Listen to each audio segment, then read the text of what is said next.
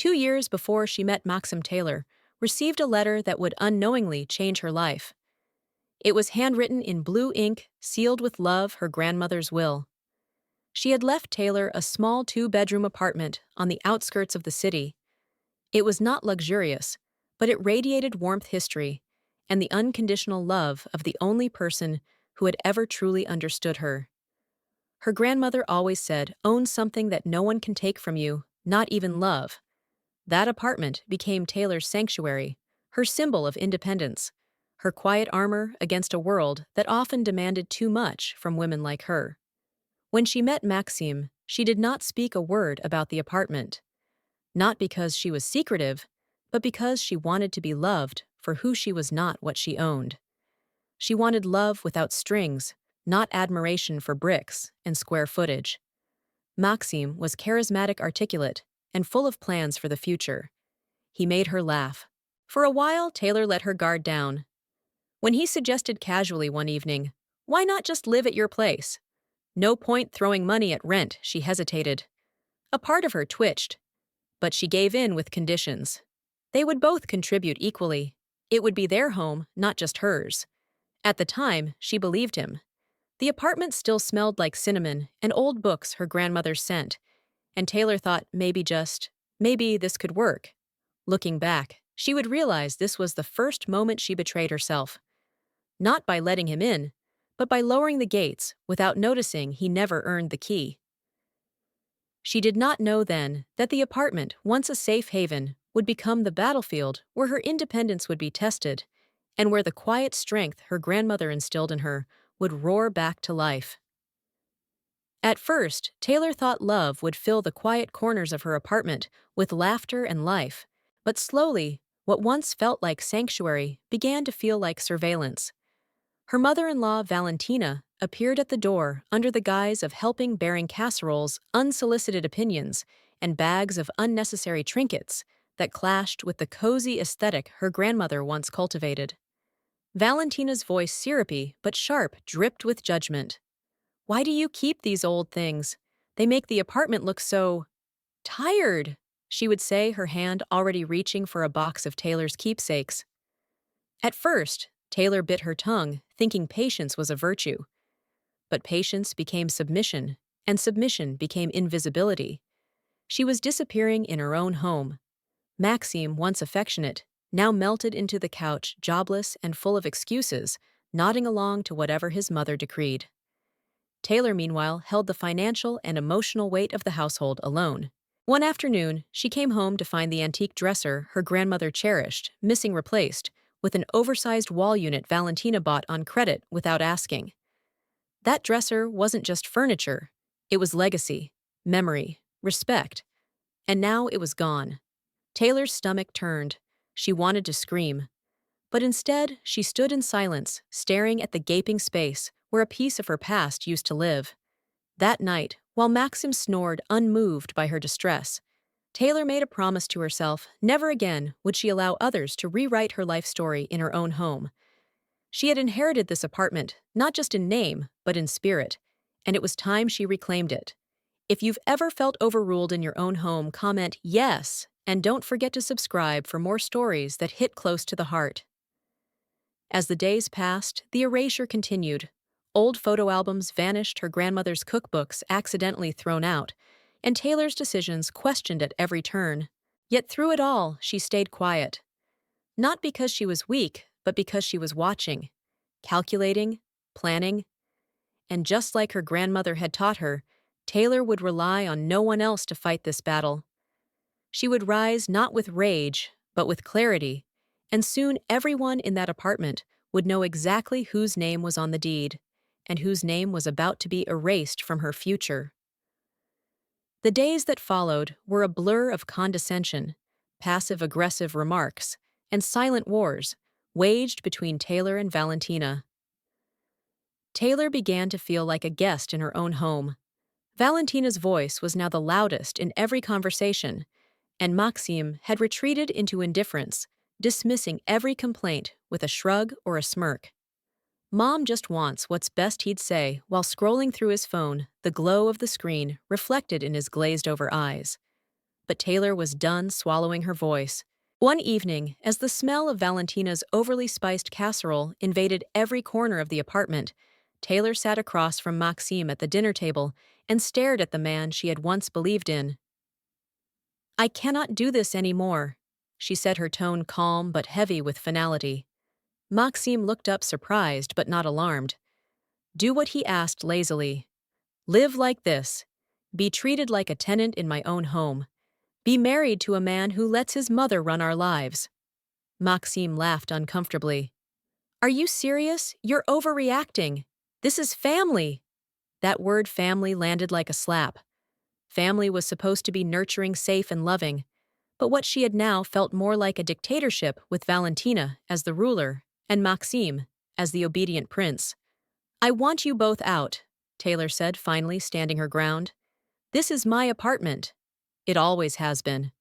I inherited it from my grandmother, and I have allowed this farce to go on long enough." Valentina, who had been listening from the hallway, stormed in. "How dare you? After all we've done for you, Maxime gave up so much to be with you."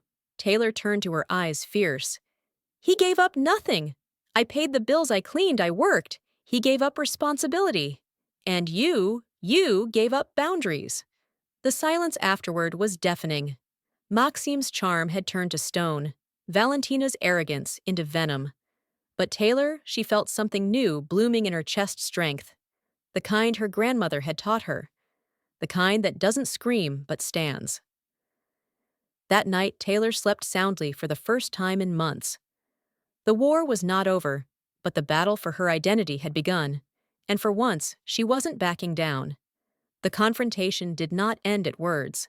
The next morning, Taylor woke to the sound of furniture being dragged across the living room floor. She rushed out to find Valentina Pavlovna grunting as she pushed Taylor's grandmother's antique dresser toward the hallway. "It is outdated," Valentina declared without looking up. "We need a more modern setup if you expect guests to take us seriously." Taylor's voice trembled with restrained fury. "That dresser belonged to my grandmother. You have no right." But Valentina waved her hand dismissively, her tone syrupy and smug. "Oh, please, darling. It was gathering dust. You're too sentimental, it is holding you back." What came next was worse. Books disappeared. Old photo albums Taylor had kept since childhood vanished. Her grandmother's embroidered pillowcases were thrown in a trash bag like worthless rags. Maxime watched, arms crossed, a sheepish look on his face. "She means well," he muttered. But Taylor knew better. This was not just interference, this was erasure. Her home was no longer a sanctuary, but a monument to someone else's control.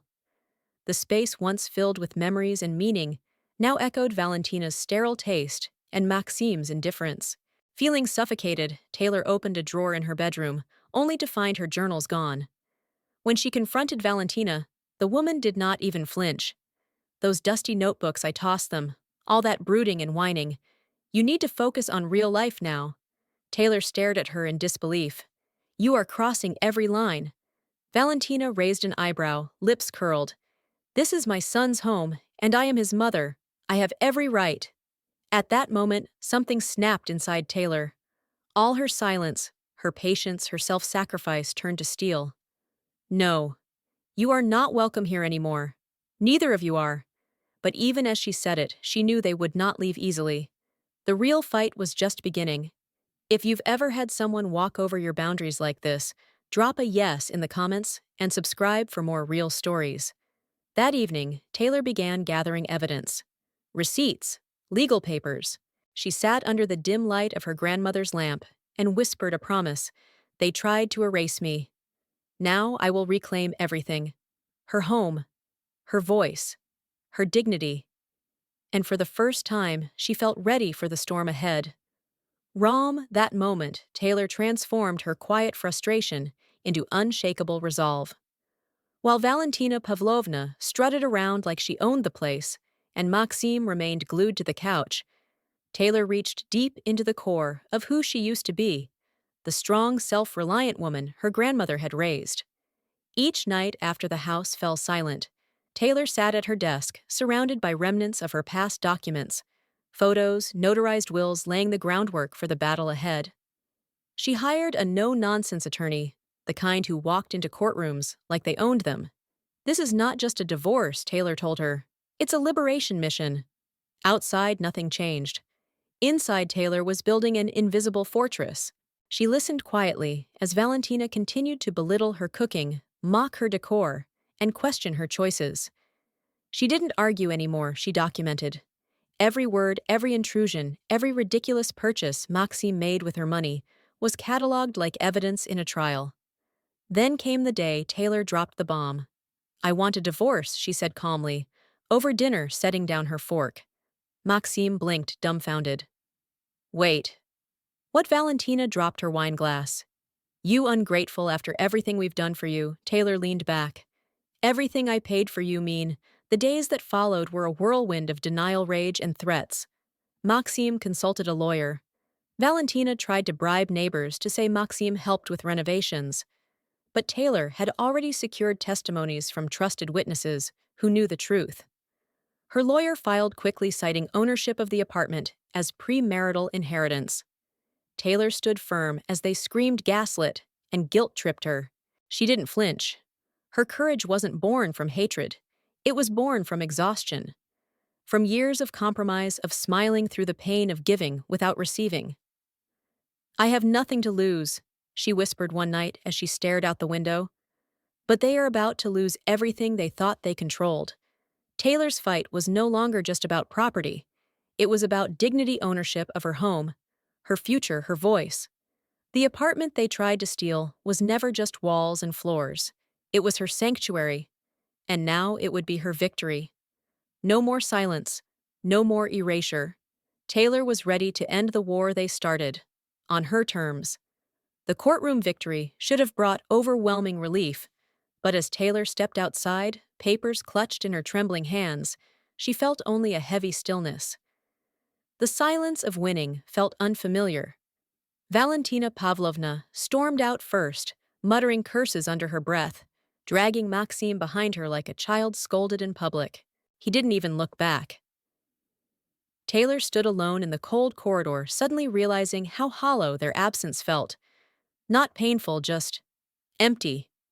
Everything she had fought for, every late night spent poring over documents, every insult she had swallowed to keep the peace, it had all led here. Returning home, the apartment seemed foreign, haunted by Valentina's gaudy curtains and Maxime's clutter. It was hers again, yes, but it carried the residue of invasion. Her grandmother's cozy memories were buried under layers of control and compromise. Taylor opened windows wide, as if fresh air could clear more than just the dust. She began reclaiming room by room, drawer by drawer. The antique dresser was moved back into place. She hung her grandmother's favorite painting in the hallway, the same one Maxime once called tacky. Piece by piece, she restored not just the space, but herself. But it was not all instant healing. At night, fear would sneak in. What now? What if I never find peace?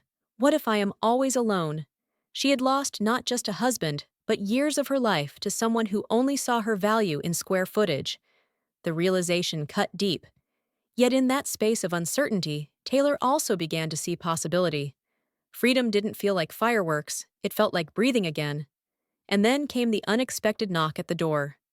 Her best friend's arms, full of food, wine and wild energy, burst in without waiting for an invitation. "We are not letting you mope," said Jamie, grinning. "You're a legend now." They cooked, danced, laughed, and filled the apartment with warmth. For the first time in a long time, Taylor didn't feel like a woman who had been abandoned. She felt like a woman who had walked through fire and survived. In that laughter, she found her voice again. She wasn't just free, she was finally becoming herself again. The real Taylor. And this time, no one would take that away. Months passed, and Taylor was no longer just a woman who won a legal battle. She was a woman transformed. Her apartment, once haunted by echoes of Valentina's commands and Maxime's indifference, now reflected her truest self. Soft pastels on the walls, sunlight dancing through linen curtains, shelves lined with books she loved, and mementos that brought real joy. At work, her dedication was finally recognized, earning her a well-deserved promotion. And outside of work, she began living, not surviving, but living. Painting, hiking, attending local concerts, laughing louder than she had in years. Then came Andre. A quiet strength, not flashy or demanding, just consistent, respectful, and genuinely interested in her for who she was. They met at an art exhibit, both pausing at the same painting. Conversation flowed naturally, laughter came easily, and for the first time in years, Taylor didn't feel like she had to shrink to fit someone else's world. With Andre, she was just Taylor, no compromises, no masks. Together, they built a relationship based on trust and shared values. They didn't rush. There were no grand promises, just simple, meaningful moments. Picnics, late-night talks, cooking together. And Taylor finally wasn't afraid to be alone, because she had learned to love her own company. Andre was not a rescuer, he was a companion. That made all the difference. Years later, Taylor often told her children, "No one gets to rewrite your story but you. Be strong, be kind, and never give anyone the pen. Because sometimes the greatest love story begins after the ending you never wanted."